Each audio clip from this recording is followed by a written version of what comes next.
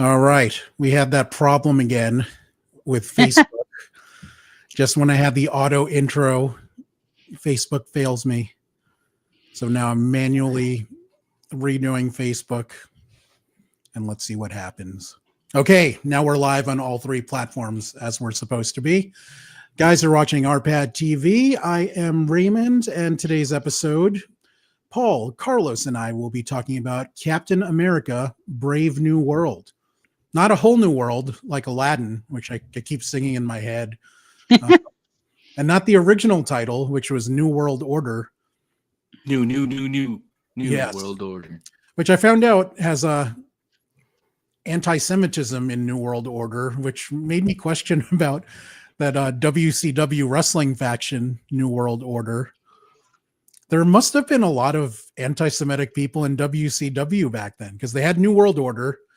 They had a wrestler that they wanted to call the Final Solution until they realized that was a bad idea the following week. And at the time, I think I was kind of naive to realize that it was that blatantly anti-Semitic. But yeah, WCW was not thinking clearly. But guys, Paul is a longtime video game journalist and outstanding friend. Carlos is also an outstanding friend and the host of a fantastic wrestling podcast called Revisiting the Mania. Links to their websites are in the video description below. But I want to jump into things because we have a lot of ground to cover with Captain America. Let's start with our traditional Blue Sky review. Also, I got the graphics fixed. I'm all proud of us. All our names and titles are here, and nobody's face is cut off. This is good. Paul, why don't we kick off with your Blue Sky review from last week? Oh, and you actually have it. So I liked Oh, wait, I got to do my radio voice. Radio Gaga. So I liked Captain America: Brave New World, but I didn't love it. Wasn't as good as the previous Captain America movies or the best Marvel movies. But the Mac was good, so was the action, and it told the solid, if inconsequential, story. You sound like a... Hi, I'm Troy McClure. You might know me from such shows as... Carlos, give us your Blue Sky sized review of Brave New World. Oh, yeah, I did type that a little bit late, but it's kind of like Paul's, where it's like I enjoyed Captain America for what it was. Too bad that they didn't give Anthony Mackie and what was it? Something Ramirez, I forget Joaquin's name. A better Danny Ramirez. Danny Ramirez, right? Yeah, there you go. A better movie, like a standalone movie, right, to have on their own, because this seemed to be where we're gonna throw in this, and we're gonna throw in this, and we're gonna throw in this, and we still have to make the story make sense for people not to say anything bad about it. But throughout all that, it still is a decent movie. It's not the great movie like Paul mentioned in his review, and we'll get into further details on why it's not. 99% sure you exceeded the Blue Sky character count on that. Yeah, I did make it, but I've been having issues today for some reason with the internet, so you might not have seen it. I did not. But my Blue Sky review, I wrote, although it has some unique action and a stellar performance by Carl Lumbly, Captain America: Brave New World has too many flaws that drag it down to mediocrity. Yes. Before we get into the details, I wanted to ask both of you if you noticed these two things about Captain America: Brave New World. Carlos, let's start with you, and then Paul can go right after. Did you notice that they did not use the traditional Marvel opening fanfare? Yes, I did notice that. Yeah. And I think that's what threw off everything from the beginning. You're so used to hearing that fanfare, and then trying to see if they changed anything in the Marvel letters and the crawl and everything like that. Right. And instead, you just got this. It was like regular opening. It's just like you're watching a documentary film or something like that. Right. And Paul, did you notice that right away? Because like No. Carlos, it threw me off. Like I'm like, what the fuck's going on? Like, where's da da da da da da da? Yeah, But- I didn't notice it at all until days later when somebody said something about it on the internet, and I was like, Ah. oh, all right. And that is the first time since 2016. I believe they started using that with Doctor Strange, and it has been in every Marvel movie since. So that I'm like, it almost made me uncomfortable, but I think that was kind of the vibe they were going for. The second thing, and Paul, you answer this one first. Did you notice that this movie takes place in the future? Like when apes are our masters? No. No, what do you mean? What do you mean Like, It takes place in 2026. 2027. Oh, sorry. It's part of the events in 2026, but when you notice the invite to the summit at the White House, the invite says April something 2027. yeah, but I wouldn't have picked up on that because I don't know what year it is in the Marvel universe. Like, I never think of it as being necessarily our year. So, like, even if I had noticed that detail, I wouldn't have been like, oh, it's the future. For the most part, it has been our year up until Endgame when they did the blip. So, of course, they had to tack on those 5 years. Right. But for the most part, most of the movies take place now. Obviously, there are exceptions. I mean, I know they take place around now, but I never know, like, oh, well, this movie happens then. I mean, obviously, like Captain America happens in the 40s, and right. And Black this, Widow is also a flashback. Yeah. Because she's dead. So yeah, I mean that one, but although even the first time I watched it, I was like sitting there going like, wait, when is this supposed? Oh, this is when they're on the run. Okay. Right. Okay, let's start with the positive notes. Carlos, what was your favorite aspect of Brave New World? Just the rapport, the bond that Sam and Joaquin have. It's like, that they were together in Captain and Falcon and Winter Soldier before it changed to Captain America and Winter Soldier, but they didn't have that much type of like interaction, only towards the end of that series. So to see how they've progressed, and it's not like one of those things where the actors really haven't had too much screen time together, technically. Right. To develop that chemistry. Yeah, but now since we're in the Marvel universe, they have had, what is it, like 2 years from there? It's supposed to be 2 years after that. The way that they're able to actually build that into the movie and have that relationship established. And I also like that we didn't have any like delay into introducing Joaquin as Falcon, the new Falcon. Right. And it felt like that transition's already happened. We don't have to see anything happen. And it didn't feel like it was forced. Like we always knew, like in Iron Man 2, that Rhodey was going to be War Machine. Right. But it felt more forced because they added that storyline where the government is trying to get Tony Stark's armor. And that's basically how he becomes War Machine, but that's not how it happens in the comics that much. So, great point about the relationship between Cap and the new Falcon that I will actually touch on a bit later. But for you, Paul, what did you like most about this movie? I actually like the rapport between Anthony Mackie and Carl Lumley. I thought they were really, really good together. They obviously share a bond, even though, Mackie's version of the character is not a super soldier and Carl is. I also like the sort of more aerial fight scenes that they had, with Joaquin. One thing, Paul, thing. No, I'm just kidding. I'm kidding. I thought those were like a lot of fun. It kind of reminded me of there's that scene in the first is the first Iron Man when he ends up tangling with some F-15s. Yes. That was sort of a fun part for me. When Rhodey 1 excuses it as a training exercise. Right. Yes.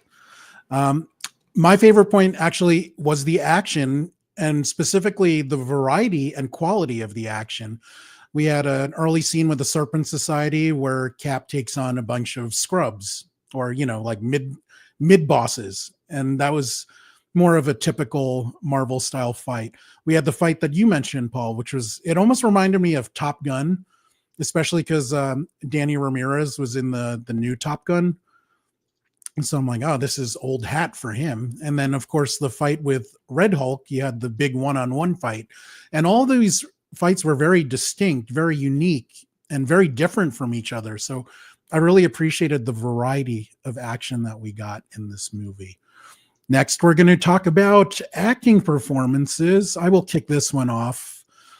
My favorite performance in this was Carl Lumbly as the original Captain, or the Black Captain America that was imprisoned. That scene where he comes out of his trance and he's telling Sam, I can't go back to prison. It just felt so powerful. It was one of my favorite acting performances in all of the MCU. I just thought he smashed it and knocked it out of the park. Paul, who impressed you the most? I mean, this is gonna sound kind of weird, but like I wouldn't actually say Carl or Giancarlo Esposito impressed me, because they're always impressive. They're always really, really good at what they do. So to me, they were like kind of on par. So there wasn't anybody that like really impressed me in the sense of like, oh, they're much better than I thought they were. I mean, like obviously Giancarlo was really good and Carl was really good and Anthony Mackie is really, really good, but they were on par with other stuff they've done. So. Well, tangent, I found out that Carl was actually in Bunnicula, which I watched as a kid. Did he impress you in that? when he was in that? I don't know what Bunnicula is. It's about a vampire rabbit that some kids adopt. Yes.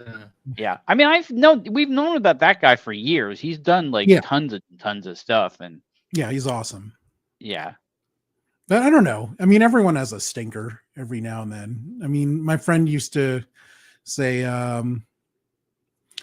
was in Spike Lee movies. He was in Rounders and Transformers. Kanish, what's the guy's name? Yes. But yes. But my friend always said he's good in everything. I'm like, well, he couldn't save Transformers. Like, that sucked. He's doing a great job in Severance. Yes, I feel horrible for not remembering his name. John Turturro. John Turturro. Yes. I got it before you found it. Yes. But he is usually good in everything, but couldn't save Transformers. How about you, Carlos? Who was your favorite actor? Anthony Mackie, just because this was his, I think, starring vehicle. Like every movie that I've seen him in, he's always been like the co-star or like one of those side characters. And yeah.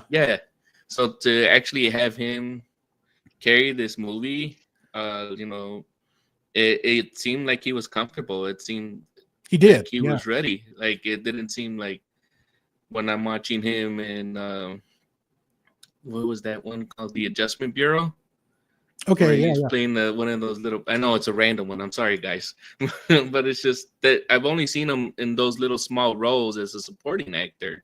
So to see him as the main actor, it was good, and I didn't feel like there was anything wrong with this performance or anything like that. Like he had me believing, like, yes, we had this TV series, and it seemed like he was able to carry whatever confidence he got from leading the TV series onto this film. Well, if you ever watched his interviews, I don't think he's ever lacking in confidence. maybe opportunity, but yeah. I've always liked him as a supporting actor / ensemble actor. But let me ask you this, Carlos. Can you see this guy leading the Avengers like he's supposed to next year? Yeah, I guess it all depends on who he's getting as his cast. Like, is he gonna be getting the OG type of people? Like, are we getting a Doctor Strange? Because if he's going to have Doctor Strange with them, you already know Doctor Strange is already going to be butting heads with him, because we already know he's got the biggest ego. out of everybody right there. Yeah. But if he's getting together like the young Avengers, then that might work a little bit more because there's going to be less headbutting going on there. But I guess we have to wait and see who they start assembling.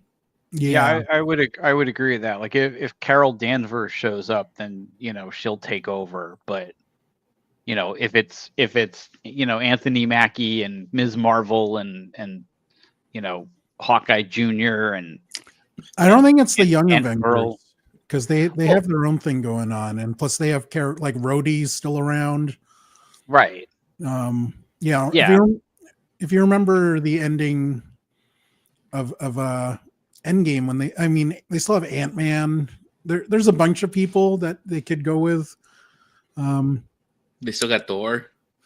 Yeah, Thor's always good. They have Valkyrie, who or are those guys now in like Norway or something like that? Yeah. So Greenland. Yeah. Huh? I don't think it'll be the young characters, but I think it will be him leading a bunch of almost like middle tier characters and maybe some help from Captain Marvel. Well, I think it would depend on like what the threat is. Like if he's leading sort of the younger version of people, and then some bigger threat comes along that draws Thor and Captain Marvel and Doctor Strange and Rhodey into it, then he kind of loses his leadership position. But maybe not. Maybe they let him be the leader. I mean, he did serve in the military, so he has that that skill set. By the way, Carlos, I want to correct you. It's not called Greenland anymore. It's called Red, White, and Blue Land. Oh God. No. No. And he's not Captain America anymore. He's Captain Mexico. Oh. Okay. Carlos, did you have a favorite scene in Captain America: Brave New World? The favorite scene would probably be the first action piece where they're retrieving the adamantium from the Serpent Society. Just because it was a good action scene. It was kind of reminiscent of the first action piece that they had in The Winter Soldier, where they're infiltrating the boat. Yeah. So it was a good type of.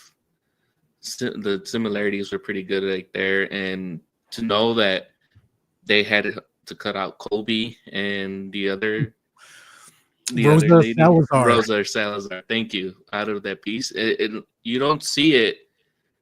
Like you won't know it unless you're paying attention. Like the editing isn't like that bad in those scenes. So I give it to them for like having to. They did a lot of reshoots, and we'll get into that a little bit more. But I mean, I will slightly disagree with you in that I did see some of the seams and it bothered me, but I don't know who pays attention to that kind of stuff. Like some of the cuts were quicker than they should have been because they had to make compensate for cutting out a WWE jobber that apparently was so bad that his scenes were cut alongside a very talented actor and Rosa Salazar. Alita Battle Angel. So that was looking forward to seeing those battle scenes. Yeah. How about you, Paul? What scene impressed you the most? The gunfight with Giancarlo. Really? In kind of the middle, I thought was cool. I also really liked the fight with the Red Hulk. I mean, when they smashed the White House, I was like, wow, okay. Like that's kind of whenever you take out a building like that is always cool. I didn't necessarily like the way it ended, but I liked when they were sort of going at it. Another possible rewrite scenario. My favorite thing was actually a small throwaway line where Sam goes, "I should have taken the serum. Bucky's full of shit." Like it's such a fun, silly line but I could see him struggling with, as opposed to living up to Steve Rogers or being a hero people can aspire to, or someone who's just tired of getting his ass kicked, when he has a way to make up for it. Need to heal faster. Yeah. Although he did get beat up a whole lot, he did have some help from, different chainmail and Kevlar and Wakandan armor, but he still got his ass kicked more than any Marvel hero I can remember in the recent 5 years or so. Next, let's talk about our biggest surprises. I'll kick this one off. Piggybacking on Carlos's point, I was really surprised by how much I enjoyed Danny Ramirez in this movie. He didn't really impress me, and he didn't impress me much. Who sings that song? Shania. In Falcon and Winter Soldier, I'm like, yes, there's this pretty boy Latino actor. And then in Top Gun Maverick, I don't like the Top Gun franchise in general. So that movie, I'm like, okay. I'm like, he's a movie star, not really an actor, but he had some good scenes. I loved his chemistry, as Carlos said, with Falcon. But I also love that scene at the end where they're having that serious moment when he's laid up in the hospital. But at the same time, I love that they have that almost like an inside joke between them about Ant-Man. So like about Ant-Man being his favorite hero. Yeah. And one tangent here. I always look at that scene where Falcon gets beat up in Falcon and the Winter Soldier. And Joaquin's like, hey, can I have these? And then in my head, like Mister's Take These Broken Wings is playing in the background. Like that would have been excellent, but they did not use that. And I'm disappointed, but I'm going to have to like cut that myself now.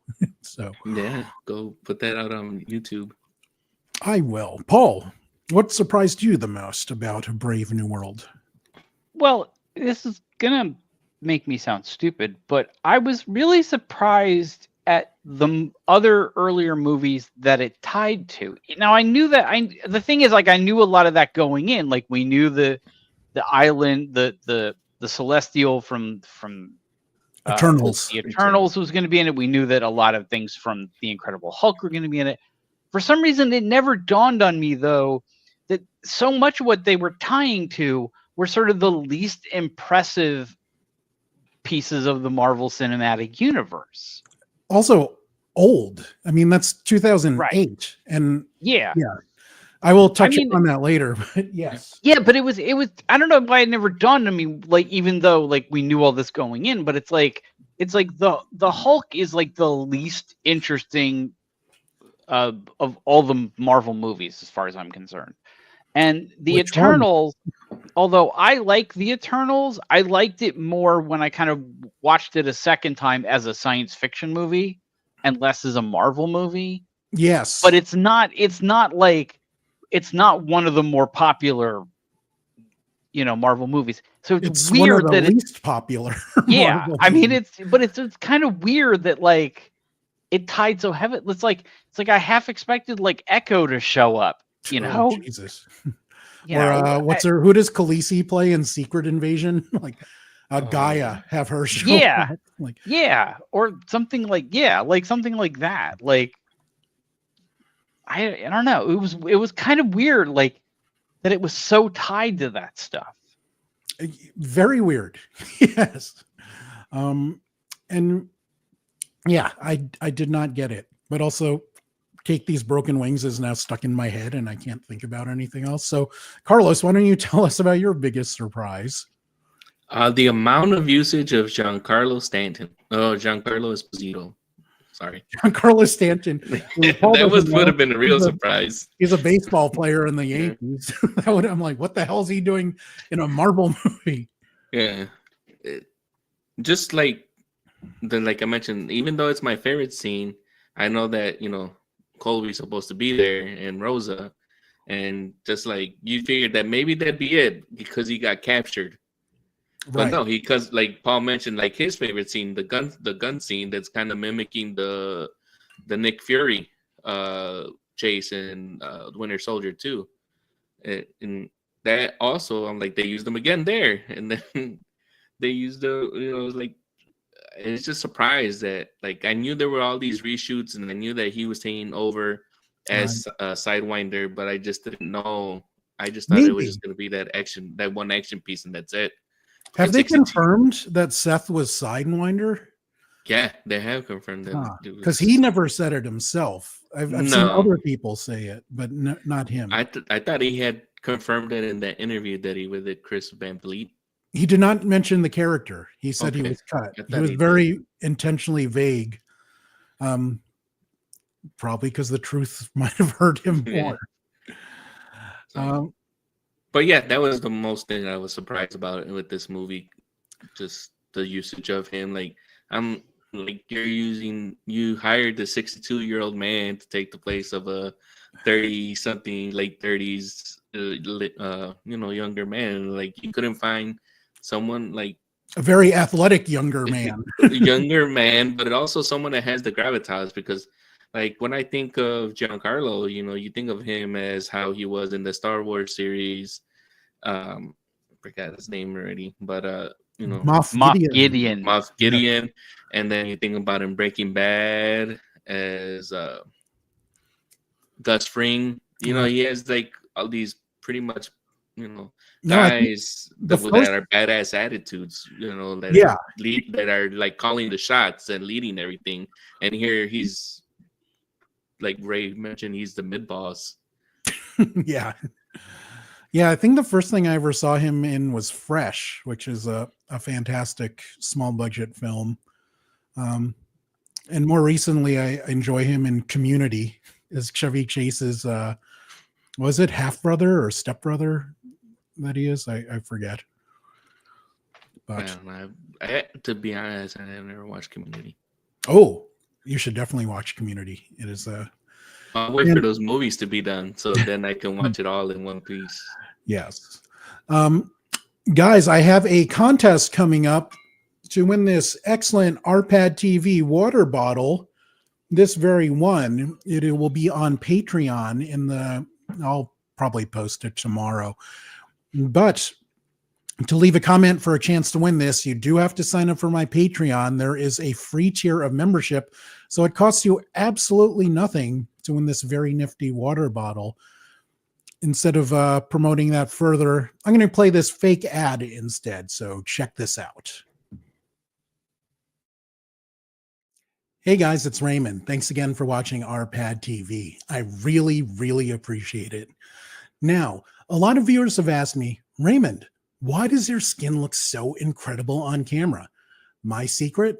Papatui Restoring Facial Moisturizer. If you're not familiar with Papatui, it's a men's care company founded by Dwayne "The Rock" Johnson.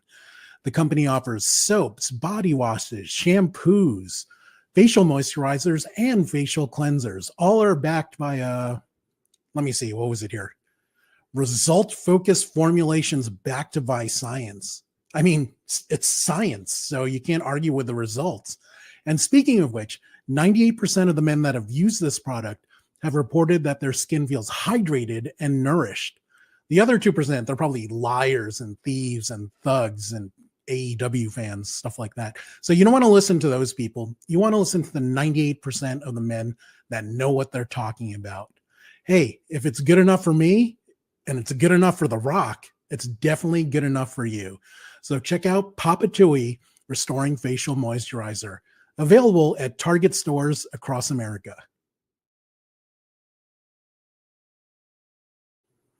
And to reiterate, that ad was completely fake. Now, we are going to take a step into the dark side, not the wild side, like Motley Crue or Lou Reed. Ooh. And we're going to talk about things that disappointed us in Captain America Brave New World. Carlos, let's start with you. What disappointed you the most in this movie? The whole juxtaposition of plots. So we have, they had all these reshoots, and then I think it was either last year or maybe a year and a half ago when the movie was supposed to release. It was McDonald's, supposed to be summer last year, wasn't it?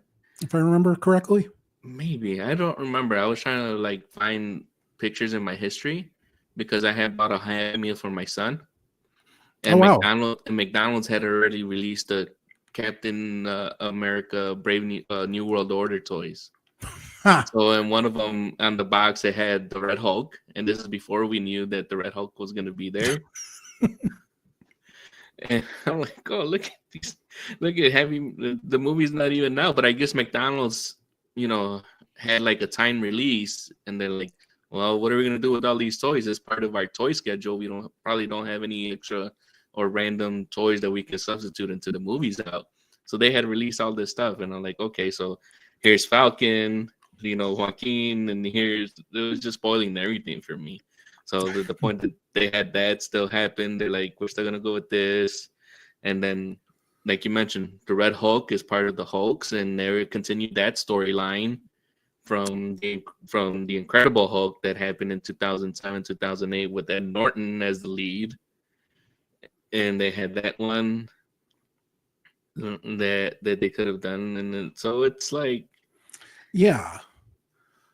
just too many plots, and then we never got anything else with adamantium. They're like, here's adamantium, it can be used for this, and this, but they Right. don't show you what applications it could have been done. So they mention health and medicine and things like that, but like they don't say anything. Maybe like if I feel like they would have name dropped like a scientist that was working on it, like Well, they had a maybe slide in the PowerPoint presentation that said the world's most versatile metal.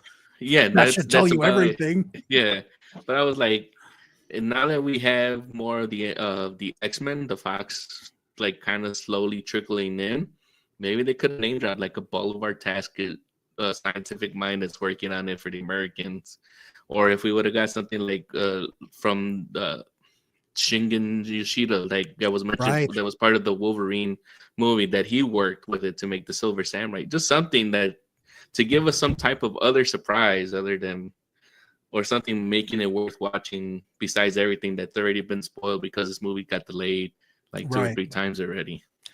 Yeah, like my biggest disappointment piggybacks on your point in that this movie tried to do too many things. The focus, and to me, the only focus should have been establishing a new tone for a new Captain America.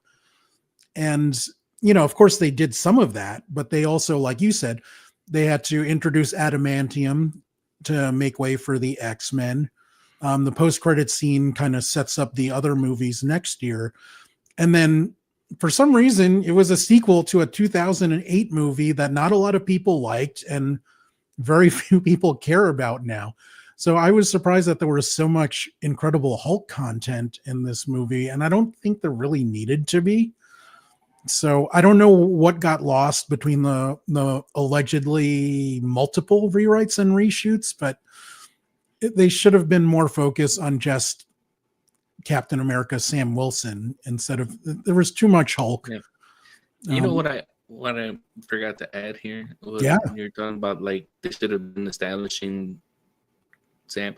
During the Captain America movies with Steve Rogers, we had that fanfare, like theme music that he had, the but we didn't have anything establishing for Sam. So like there would be parts in the movie where like when Sam would do something good, and I was expecting them to have some type of overture like Steve Rogers had. Well, maybe they'll use the Kendrick track for every time. That could get expensive. Since we kind of had the same point, the other thing that just kind of puzzled me is why the hell Bucky was running for Congress. Like, he's antisocial. He's 110 years old. He doesn't seem to like people in general. He was a Russian assassin. He's a multiple murderer. He was a war criminal. Well, I guess that makes sense in today's climate. He should have ran for president, is what you're saying. Yeah. But I mean, why does he want to be in such a public position? I mean, I guess we'll learn more about it in Thunderbolts, but it just doesn't make much sense to me. But Paul, what disappointed you most in this movie? Well, I'm going to get yelled at. I didn't like Danny Ramirez. I thought he was kind of boring. I thought he was I wanted him to have more personality and not just be sort of a talkative guy. I mean, I didn't like hate him or anything. I was just like, he was just kind of like, oh yeah, okay, whatever. Did you like him in Falcon and Winter Soldier? Well, I don't remember him in Falcon and Winter Soldier. Oh wait, yeah, I guess I do. He took those broken wings like Mr. Yeah. Mr. said. But again, like until you just said that, I was like, wait, was he in that? Oh yeah, I guess he was. Okay. Yeah, and I watched that show recently in preparation for going to see this movie. You still forgot him. I didn't remember him. The other thing that I had a problem with, and this could have solved some of the problems that you guys have been talking about, but it never would have happened, is I would have really liked it if they'd gone with the racism story from the comics, where you have people who are pissed that Captain America is now black. Well, they had that whole "not my Captain America" thing in the comics, and Horatio Sands actually said it on Sunday, which was weird that the new SNL episode was on Sunday last weekend. But when he said "not my Captain America," I thought it was funny. Yeah, and what I actually thought of that could have been really interesting is what if the whole like Captain America is black and we hate that thing was somewhat orchestrated by Giancarlo as somehow a way to like delegitimize him and get him to stop doing what he was doing. But then I don't know how you then introduce the Red Hulk. Right. I mean, I don't think it makes sense. Maybe you don't. I don't know. The other thing, and I alluded to this earlier, is I didn't really like the way the fight with the Red Hulk ended. And one of the reasons for that is the way the Hulk is now, where he's Smart Hulk, is fine. I like Smart Hulk, but he's not the monster. Right. And it would have been kind of cool if during the fight, instead of like being like, "Hey, Betty like loves you," blah blah blah, something had happened and Red Hulk had ran off, and that he becomes kind of the monster Hulk of the Marvel universe that they have to, sometimes fight, as opposed to being, I mean, now he's not anything because he's just in jail and probably on Hulk suppression meds, but Is that like anti-Viagra? Yeah, but like there's like it would have been kind of cool if he had been out there as a monster and at some point they have to deal with that. Was he ever a mindless monster in the comics though? I don't remember that he was. I thought he always had his faculties. Not Red Hulk. Yeah. But that's my point, is that he would take over instead of having the mindless monster Green Hulk, you have mindless monster Red Hulk taking that sort of role. I don't know. To me that makes less sense. Oh, all right. Well, I don't work at Marvel, and this is probably why. I'm going to ask you guys a question. Was the leader a good villain? So for those of you not familiar with the leader, he is this green dude in the comics that is also gamma irradiated, but instead of getting super strength and almost being completely invulnerable, he gets a big head and he becomes really smart. And in the comics, he leads a group of evil geniuses called the Intelligentsia, which I said is a group of evil geniuses and not a coffee shop where Paul and I used to hang out in Silver Lake. Or maybe that's where their headquarters are. I don't know. But I don't know. To me, he just seemed like the world's ugliest actuary. Like, I get that he's really smart and can calculate probabilities, but he didn't do anything that really impressed. That would be like, Paul, I think there's a 90% chance you eat a lot of carbs today. Like, that was his power. Like, he could calculate silly things and manipulate things. I don't know. I didn't get like a threatening villain vibe, although the potential is there. I don't think he was presented properly, at least to me. What did you think of him, Paul? Well, the first time you see him on screen, I thought the makeup effects looked a little ropey, and that kind of pulled me out of it.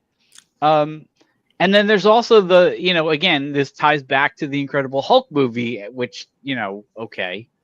I don't know. Like, I guess the idea of him, like, I mean, I like the idea of why he was there, but again, I don't know that it was really necessary to have, I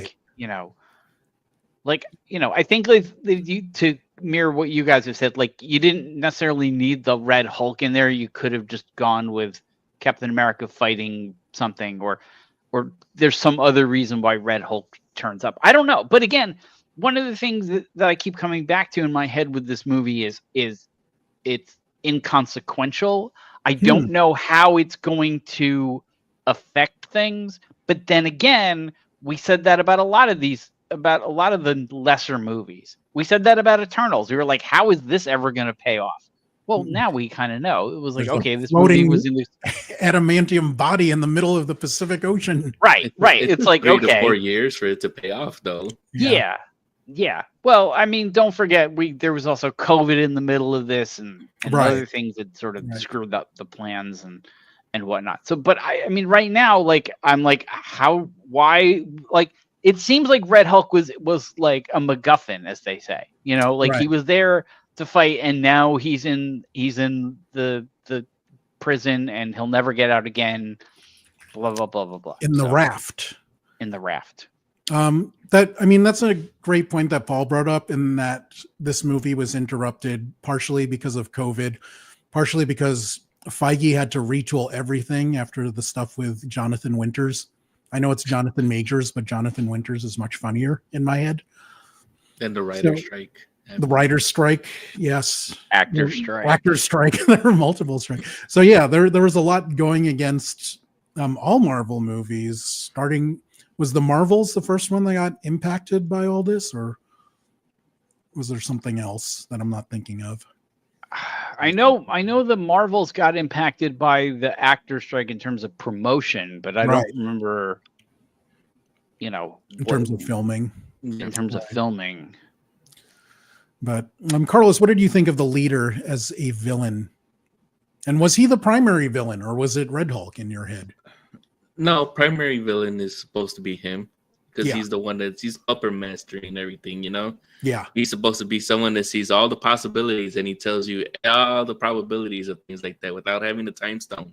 Why did Dr. Strange need a time stone? He could have just had the leader with him up on what was it, Saturn, or wherever one of the moons of Saturn, wherever he was at doing that.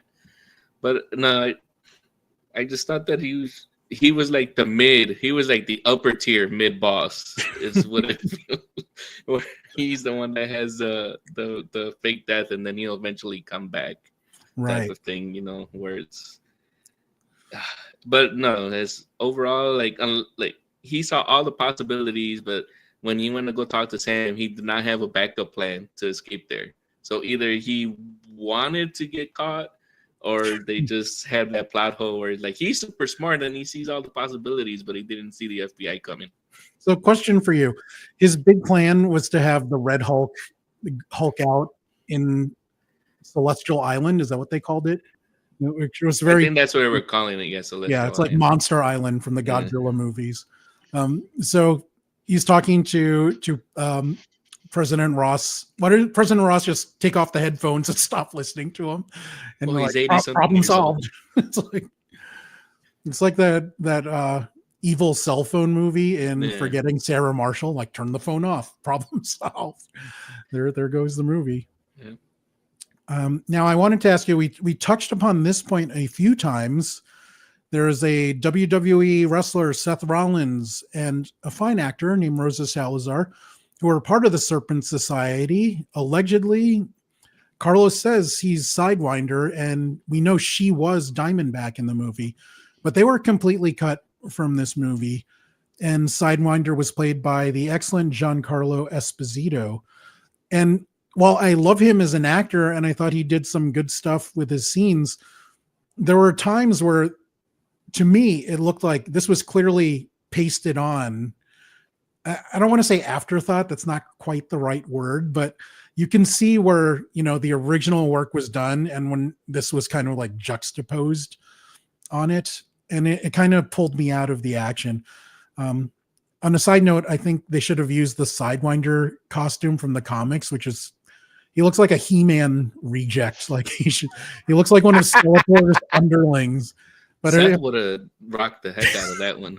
I mean, that's not too different to how Seth dresses in WWE right now. So I agree with you on that. But that costume is so stupid. I would have loved to have seen it. He looks like a reject of He-Man villains. Yes, that's what I said. He's like a He-Man. He's like one of Skeletor's underlings in that. But I don't know. How did you feel about that situation? And do you think it detracted from the movie, Carlos? I mean, think it on the only one, detracts for people that are like following it, like Hmm. we are. Like, cause my wife, she watched it and she's like, she didn't notice anything with it, and you have more of an eye of what to look for. But for me, it still seemed like it was like not as it was polished, but not very well polished. I could still see like the quick yeah, cuts, like thing like you mentioned, but it didn't really bother me to the point where I'm like, oh, I gotta go. I can't keep seeing Giancarlo Esposito's grayish hair, and then there's someone else's like brown colored hair of some other guy getting tossed around or things like that. It wasn't that bad, but I'm just giving that example where it would no, throw me off. you're right. And there's a recent example of something else I've been watching where in Cobra Kai, in John That's why I brought it Kreese's up. fight scenes, where you can see like the stunt double clearly had a different hair color than Martin Cove. Is that his name? I Yeah. believe it is. But yeah, yeah, it's pretty funny there. Paul, you liked Giancarlo's performance the most out of the three of us, it seems. How did this situation work for you? Well, I don't watch wrestling. And when you say Rollins, the first thought I have is Sonny Henry? Rollins. And Oh. the second one is Henry Rollins. And Henry could have pulled off, I think, that role. Sonny, not so much. Because Sonny's even older than Giancarlo, and he's not a very violent. I mean, the idea of him holding a gun is just, it's like seeing Trump hold up a copy of War and Peace and saying, this is what I liked about this book. So I didn't notice any of the stuff that you guys are talking about, the sort of incongruous stuff. I like Rosa Salazar. I think she's good. I hated the Alita movie. We're not going to get into that. I want her to have a good career. She seems like a nice person. It's too bad she got cut out of this. But maybe they will give her something else, something better. I don't know. So. We'll see. Another character that was more than likely changed severely was Ruth Bat Saraf, or as she's known in the comics, Sabra, who's an Israeli superhero that, and this is the controversial part, in the comics, she is ex-Mossad, but also in the comics, she has this awesome costume. So I'm like, are you like some like Israeli bluebird or something? What's going on here? This would have been amazing to see next to Sidewinder, or having them fight each other to see who has the worst costume. But she has the Star of David holding her cape and also on her headband. But yeah, her character, there are a few things about her character. It almost seems like, she's like the token girl. Like, okay, we've had Scarlett Johansson in the other Captain America movies. Let's throw in another pretty girl. But also the way they explained her. Another thing that pulled me out of the movie, where Joaquin's at the computer. Oh, she's ex-widow. She's from Israel. I'm like, that it was clearly ADR and not filmed how that scene was supposed to be, and clearly, making up for how this character was rewritten to not be ex-Mossad, which was a bad idea to start with a character, given the recent climate in the Middle East. But I don't know. Carlos, how did you feel about this how this character ended up in the movie? I just, like you said, I just don't see I don't see the end game. Like, I don't see where they would, like, how she would contribute to the team, especially since they have Yelena. They have a Black Widow. So what would she be adding? That's a much more expensive actor. No, I understand, but I'm just saying, like, they have it. Normally when we had like phases 1, 2, and 3, all of the characters had their role to play. That's true. Yeah. And yeah, I just don't see. Then you're like, why do you bring in Yelena? And then why do you have her?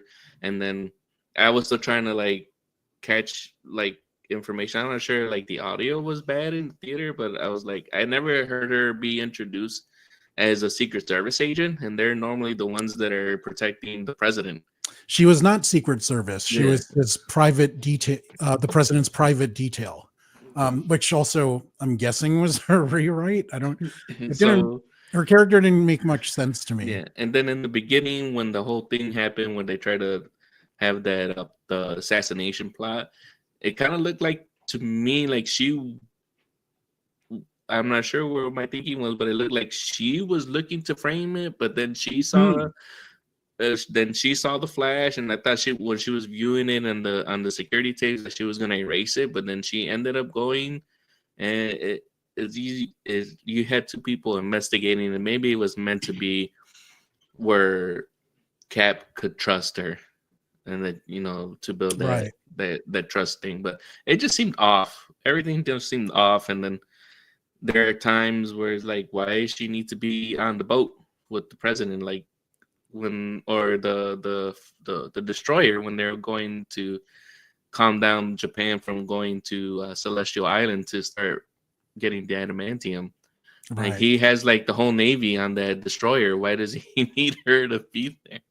And why can't she just call him? Like obviously the leader could get through to him and be like, hey, no, this is don't do it, stop attacking type of thing. But yeah, it just seems like they probably filmed too much with her, and it was too much to go back and do reshoots like they did with Colby and Rosa. So they're like, we just have to edit this the best we can, and we'll have to fix it later on in some type of other movie or series. Paul, what did you make of the not Sabra character? I mean, I agree with what you guys said, especially what Carlos just said, that it seemed like they were going to make her a much bigger deal and then realized like, oh crap, we can't. And so let's cut it back. The other thing that struck me is before I saw the movie, I saw something online about how people were calling for a boycott of the movie because of this character. Yes. And on both sides of the issue too. Yeah. And I just remember thinking like, I only heard it from people who were like, oh, they're showing an Israeli in the movie in the positive light, we need to boycott it, which is I just thought like, that's just fucking stupid. And then when I saw her in the movie and I saw how inconsequential she was to the story, I'm like, well, this makes it even worse because it's like she didn't do anything anyway. She was like, okay, she kicked a little bit of ass, but like, right. Okay. But it does make me wonder how she was originally written and if she did have a more, meaningful and interesting role to play in the movie. I'm guessing so. But again, rewrites, reshoots. Speaking of which, in the trailers, there was a funeral shown with Liv Tyler's character attending the funeral. So presumably this was Ross's funeral. So that would have had him dying in the end battle instead of going to the raft. How much do you think that would have changed if Red Hulk died instead of being sent to the raft, Paul? Well, you're assuming that he would have died being Red Hulk, and that that wasn't part of the rewrite process, and that maybe he wasn't the Red Hulk, or he just that was like how the movie starts or something. I don't know. I don't know. I mean, like I said earlier, like to my mind, I thought it would have been more interesting if he had ran off and became the Monster Hulk that we sort of is a bad guy. I mean, not a bad guy, but like, right. An enemy. Yeah, I don't know. But again, like you talk about rewrites and stuff, and it seems like they made it seem like Liv Tyler was going to play a bigger role in this too. And then she just kind of shows up at the end. And apparently people don't even think she really showed up anyway. So, well, yeah, I mean, there's a few things that indicate this was Ross's funeral because Sam's arm is in a sling, so this is allegedly after that fight where he got his ass kicked the most. Okay. Betty Ross is at the funeral when she's nowhere else in the movie or not even speaking to him at this point. I don't know. Carlos, what did you think of this scene and the omission of the scene? Well, I thought that it was different than what you had said, where this was after their fight between Sam and Ross. So we all knew it was Ross's funeral more than likely. But I thought that he had probably died because his heart had failed or something like that. Ah, And then, like, for some reason, there was just a little bit of a delay before he did the Hulk transformation, and that he would transform there out of the at that casket. funeral, out of the casket. Yeah, That would have been cool. yeah, and that's why you would have that battle, and we would have Betty there and things like that, Right. like probably to calm him down, like Natasha would calm down. Hey, big guy. Yeah, but not in a super creepy dad daughter way, type of thing. But I yeah, think Thor did it best. Hey, big guy, sun's getting low. But Yep. as I mentioned, Sam was already in a state of Yeah. ass kicked in those funeral scenes. I only know this because I rewatched the trailers to pick these things out. I don't think normal people notice these things. Yeah, but like you mentioned, like, does it detract? I don't think it just detracts from it. I think it just shows you like how much they had to reshoot and rewrite in order to, like, they had filmed all these scenes, because not only this scene, but we also have like another scene that's shown in the trailers where the leader's walking around in a festive kind of like a Apollo Creed, Rocky IV introduction, top hat, USA flag type of thing. And that's not shown in any type of place at all. And that would have been awesome if he used Living in America, the James Brown song. So, you can look at it as maybe it could also be like one of those false flag type of things, like false information, like they try to do also, that it might have been intentional, that they put all this other stuff about a funeral, about the leader walking around and things like that to throw people off, because maybe they were guessing correctly on the Reddit forums or somewhere else, and they're like, let's just throw this out, like they did for Infinity War and Endgame. But that's the only thing I could think of and throw out. No, that's fair enough. I have a question for you guys. Yes. So, okay, the movie is out. They had to get it out for a certain time. Next step, of course, is that it comes out on Blu-ray and Disney Plus and other services. Do you think that they're going to go back and fix some of the continuity errors that you guys have brought up? Oh, in terms of the seams and saying, yes, I do think that, but also specifically, some of the CGI with Red Hulk was a little janky, and I'm like 100% sure it will look better in 4K. Right. Well, because here's the thing, because somebody said that like the Alien Romulus movie, I think it's called, that apparently they went back and fixed some things that people complained about in between the time the movie hit theaters and when it came out on Blu-ray. That's interesting. I mean, Carlos is a bigger fan of Alien than I am, so he would know. I never got to see it in the theater, so I wouldn't be able to tell you like, oh, they fixed this. Right. Yeah, but that's what I wonder. Like you guys mentioned, you could tell like at one point that somebody was not Giancarlo Esposito. Like, I wonder if they will go back and fix that. Oh yeah, knowing full well that that's the version that people will actually like see again and again and again. They'll fix whatever they can without it looking all jankier than what it did, like how Raymond said that you could see the transition seams or the cut seams and things like that. Right. But they'll do their best to edit those out, but it'll be more of a polished movie once it gets to home video and things like but there will be closer. Some things that can't be fixed, like that ADR scene with Joaquin where it's like, oh, she's ex-widow, adding more information here. Like, that. Yeah, I don't mean like add to the thing. I just mean like fix like the mistake, technical issue. Yeah, I can see that. Although I did always appreciate that in the first Star Wars, they never fixed the thing where the stormtrooper hits his head. Yeah, they fixed it in one, I think. They did. No, they left it. They left it in the movie. They fixed it in the special editions, like the first run of the special editions. Maybe in the first. No, I know it's still in the movie because I hated that they made Greedo shoot first in the fixed editions. Yeah. I don't know how I feel about this trend. Like, on one hand, they should fix what they can in terms of like CGI and transitions and stuff. On the other hand, like, not having Han shoot first changes that entire scene. Yeah, but completely. the thing is, like, they kind of went overboard with that when they did the whole thing with ET.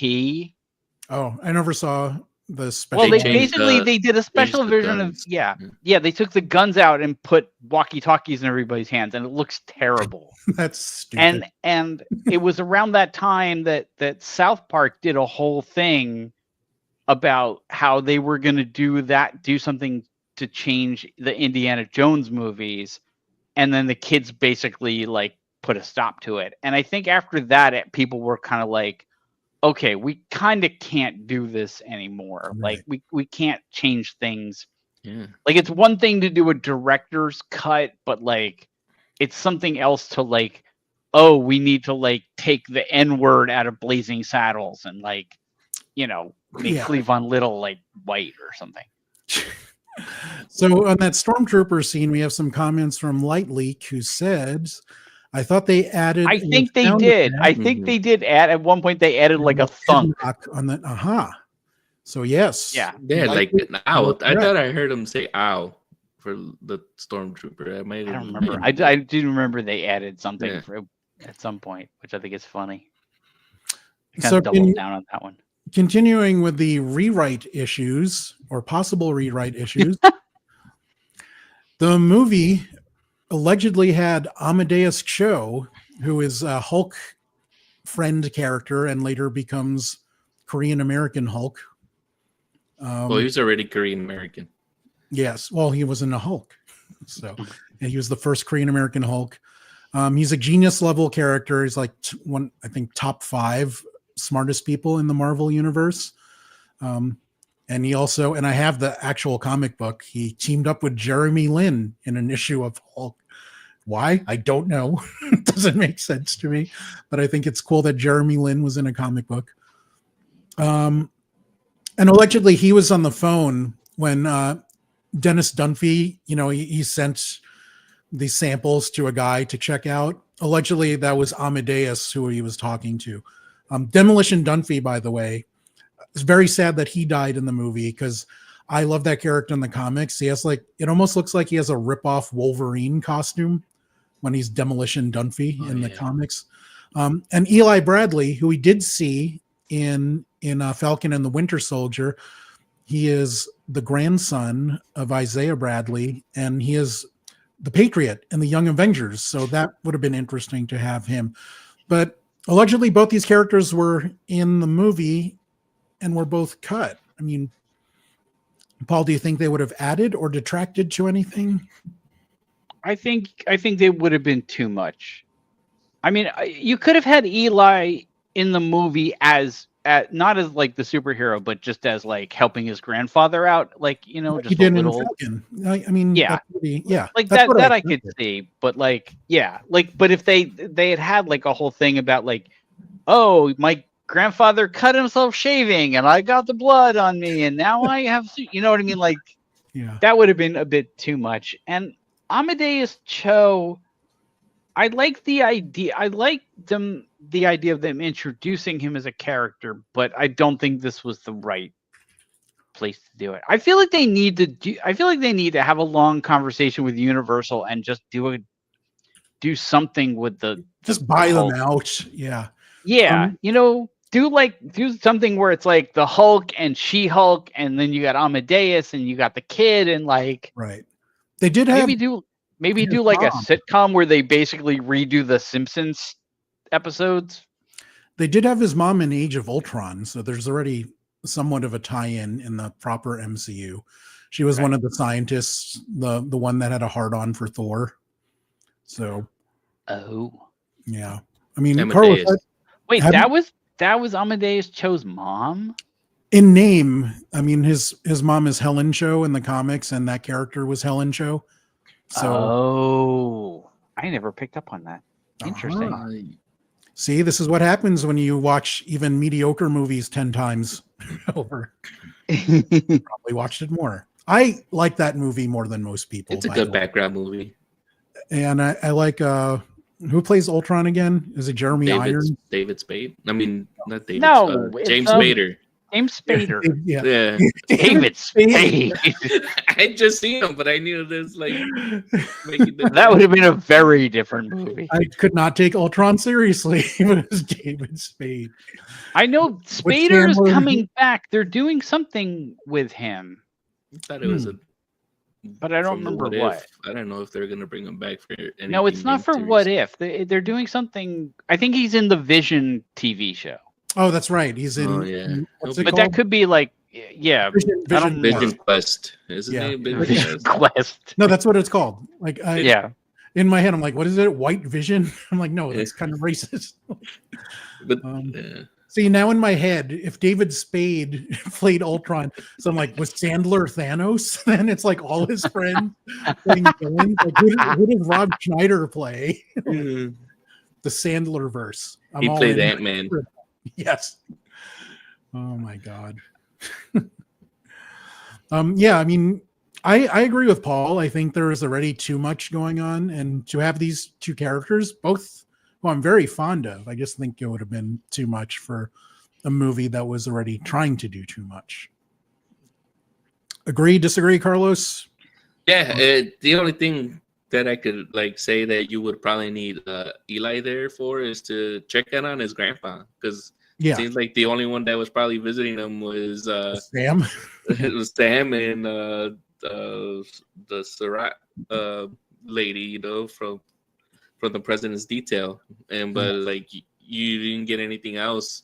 Like you figured that maybe Sam, based on Oz, would randomly just bump into Eli and be like, oh, hey, you're checking in on your grandfather? Thanks Right. for keeping him company, keeping the spirits up. And just with Amadeus, you're not going to have him inside, like in a scene, working in a lab, does it really matter? Like if you see his phone, like in the caller ID, it says Amadeus Cho or anything like that? No, it really doesn't add anything else. Although it would have been hilarious if on Dunphy's phone when he called, it was that Falco song, Amadeus playing. When he, I'm just going back to all 80s hits today. Yeah. Mr. Falco. Bring it.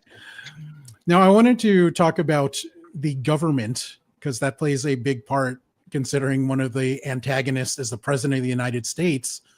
But we don't have a mention of the previous president, President Ritson, who is president in Secret Invasion. We have no idea who Ross's vice president was. Even on his old campaign posters, it just showed Ross's name, which I don't like. Even Trump's posters have who's the couch fucker again? JD Vance. Even his poster said Trump Vance on it. So was Secret Invasion just so shitty that Marvel is trying to erase it from our memories? And why wasn't there a plan of secession, or had they not thought of it? I mean, you said that it happens years later, so it could entirely be that Ritson was, had already served his 2 terms. Right. Or that he, I mean, we don't know.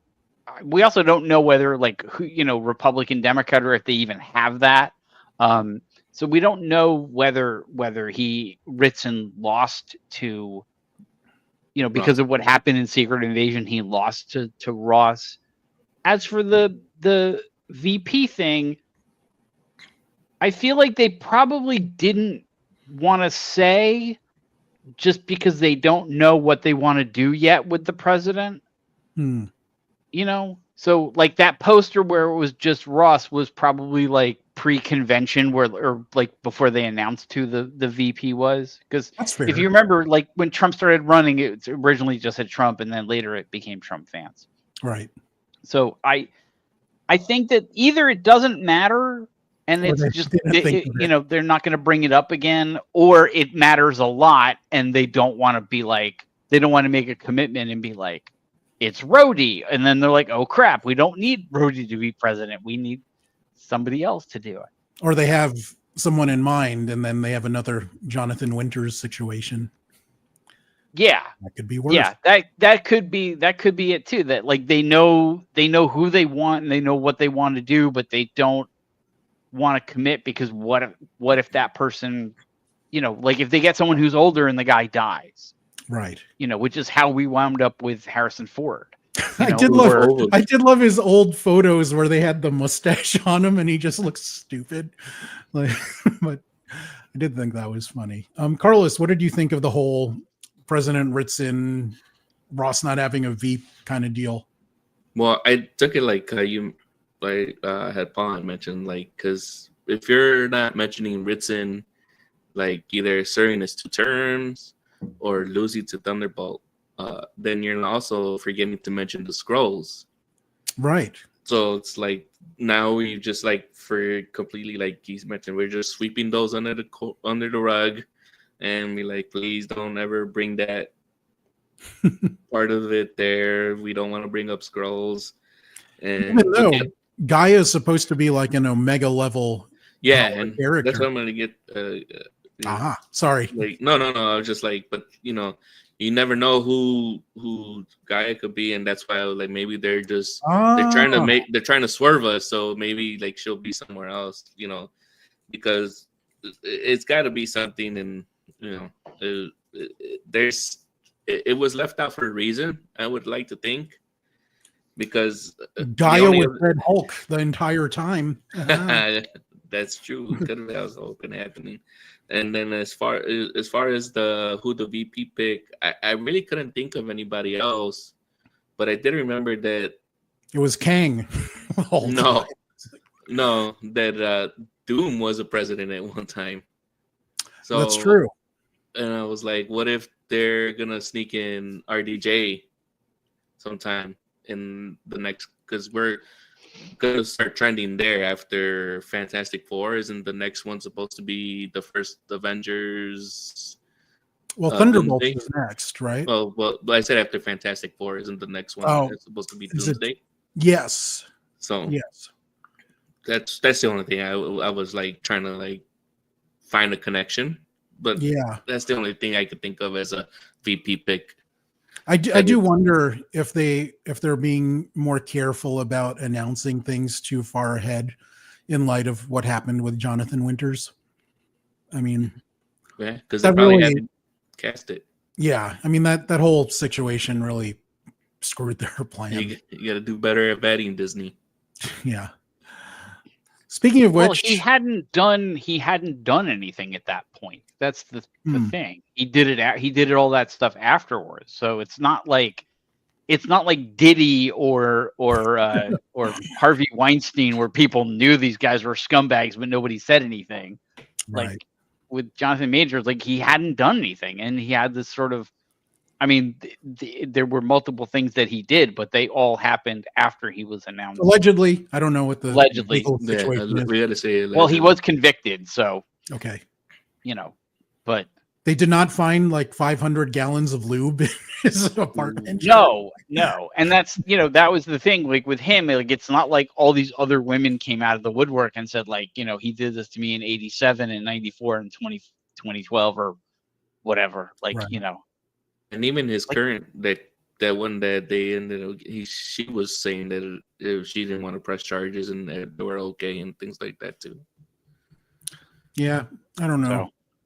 That's a bad situation that I know too much about.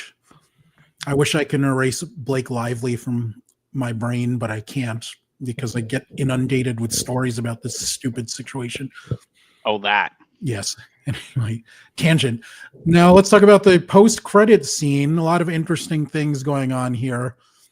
We have a visit to the raft where we have the leader talking about worlds colliding and different worlds fighting, setting up more multiverse shenanigans, and allegedly what will happen in Avengers Doomsday and Avengers Secret War. What did you make of the post scene, Carlos? Was it effective? Did you like it? Did it make you think about anything? I think it would have been better if they made it a mid-credit scene instead of having us wait until all the credits. Thank you. Because I mean, I did look it up, and I was like, "Oh man, this is only one scene." So I was like, I had to sit there, and then you see it, and it's just Sam talking to the leader, and yeah. So this comes back to my point that I made earlier. So the leader is able to know that there are other universes out there, but he was still not able to foresee that he was going to get caught by the FBI by talking to Sam out in the Right. open. But Oh, how did the post-credit scene work for you? I did not see it because I forgot to look up whether there was one before I went to the movie. When the credits rolled, I quickly looked up and saw what it was, and I sat there, and then it got to the point where there would have been the mid-credit scene. Mm-hmm. There was nothing there, and I was like, I gotta piss like a racehorse. Fuck this. I'll watch it on Disney Plus. So I had already sat there like waiting for the mid-credit scene because usually that comes up pretty quickly. And I'm like, I'm not going to sit here for another 15 minutes. Like, you know. So oddly, even though the leader was talking about bigger multiversal things, the post-credit scene actually made me think of smaller things, like who was in the raft with him. We know Ross is in there. We know Zemo is in there because that's where they put him after Falcon and the Winter Soldier. And even in that, at the beginning of the post-credit scene, we see a guy reading a book that maybe it's Zemo, maybe not. Depending on how Marvel integrates the Netflix content, obviously Daredevil's there. One of the signs in the Daredevil trailers was for Luke Cage's club in Harlem. So if Luke Cage is part of the proper MCU, we know that Willis Stryker is also in the raft. If the whole Netflix universe is there, then Patsy Walker Hellcat is also in the raft. So all of a sudden you have enough for a bad guy team or a, I don't know, anti-hero team, depending on how you want to spin it. So it made me think in smaller terms instead of larger multiversal terms, which is what it was supposed to do. But again, I don't know. Does anyone want to see Stryker or Hellcat again in the proper Marvel universe? I would. I like those characters. Now let us close it out on this, even though I dislike this part, because as I always say, superhero movies are not the fucking Olympics, but people like to know how we rank these things. I mean, Paul, you liked it the best out of all of us. Where do you put this in your ranking of Marvel movies? MCU Marvel movies, not the Sony shit. Right. As I've said on this show before, at this point, there's just so many of them that I basically just put everything into three categories. Super good, good, and eh. And this is decidedly for me in the middle of the good pile. I definitely don't want to buy it on Blu-ray. I probably won't watch it all that much when it's on TNT.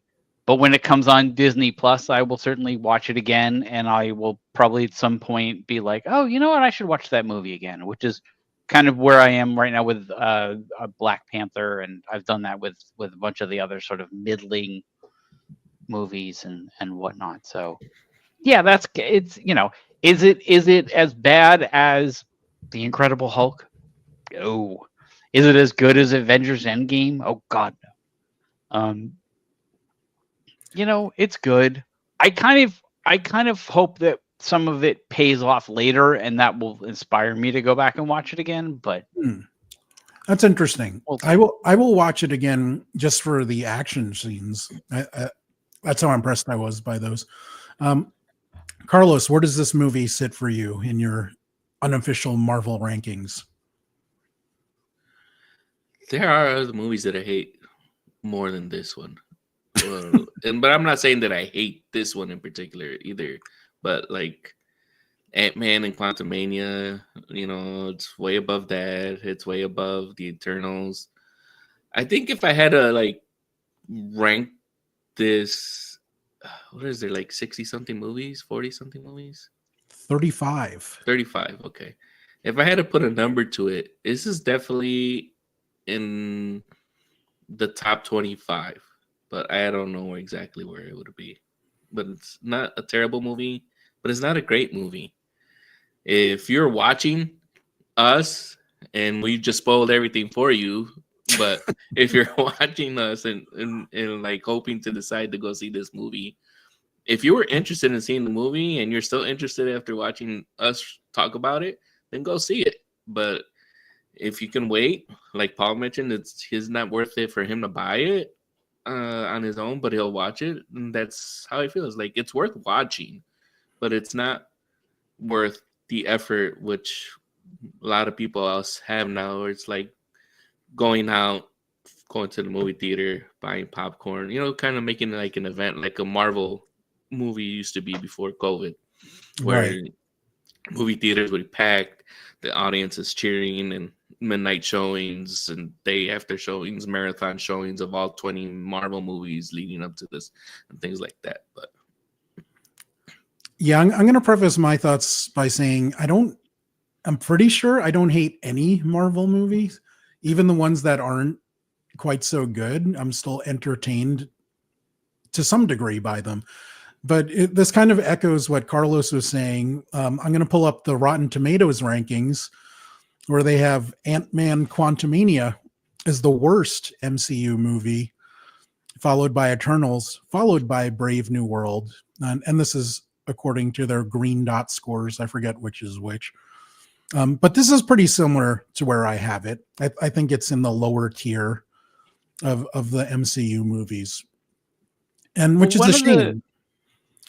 Because I think it had a ton of potential. There was greatness in there, but ultimately I think it's hurt because the movie tried to do too much, tried to do too many things instead of just focusing on Sam Wilson. But you had a question, Paul? Oh, I was just going to point out that there something funny about this came up over the weekend, or towards the tail end of the weekend, where they said this movie was doing really, really well, but it had the lowest cinema score of any Marvel movie. And I was like, oh God, what kind of cinema score did it get? And they were like, yeah, it has the lowest cinema score of every Marvel movie. It got a B-. yeah. And I'm like, really?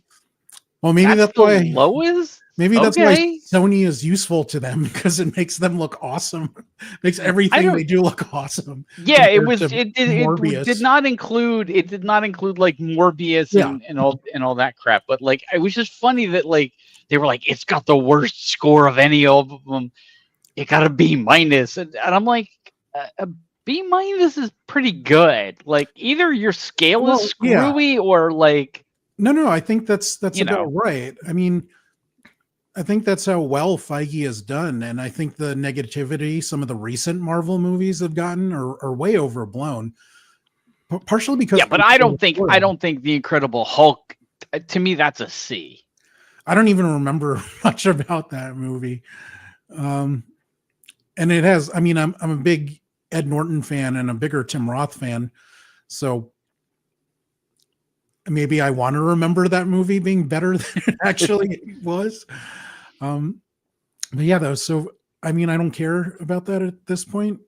Yeah. But I will rewatch this, though. Or maybe not the whole thing, but I will fast forward to watch the action scenes where I can't say there's a lot of movies I wouldn't do, like Thor 2, which is objectively a better movie. I just think it's kind of dull, especially compared to where Taika took Thor next.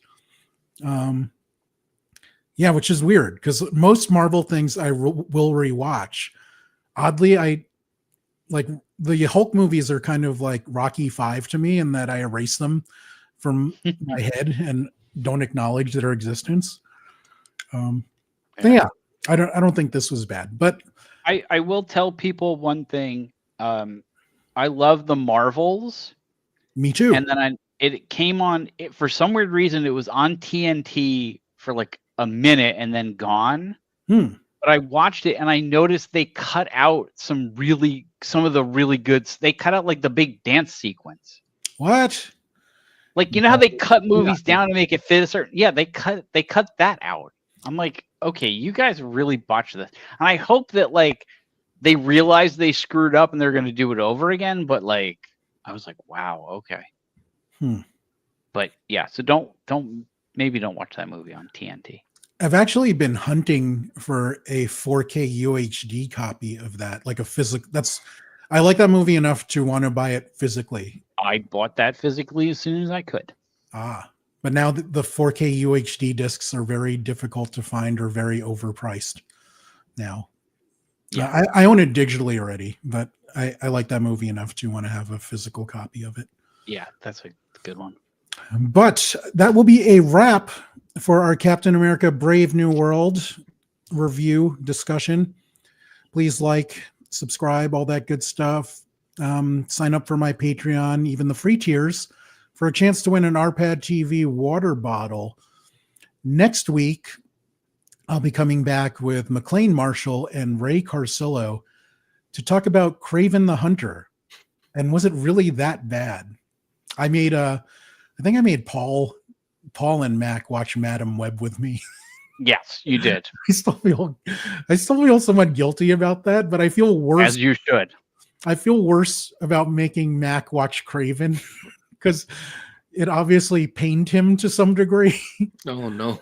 So I'm actually anxious to hear his thoughts on Kraven the Hunter. And we have lots of good stuff coming up in March, including reviews of Harley Quinn, Invincible, Mickey 17, and I'm going to try to convince some of the guys to review the last season of Cobra Kai with me for the first week in March, but we'll figure that out. Thanks for watching RPadTV. We'll see you next time. Be good.